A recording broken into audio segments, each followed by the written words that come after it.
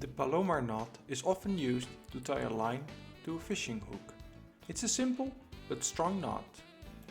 We start with a bight of rope. Here I use a piece of paracord to tie the Palomar knot because it makes it easier to see than when I use a real fishing line. Now take the tip of the bight and put it through the eye of your hook.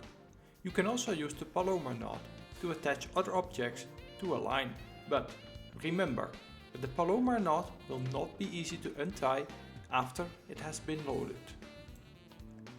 Now for the next step in tying the Palomar knot, we will zoom in a bit to have a better look. We continue to work with the tip of the bight to tie the Palomar knot. What we do next is simply tying an overhand knot on the standing part of the line.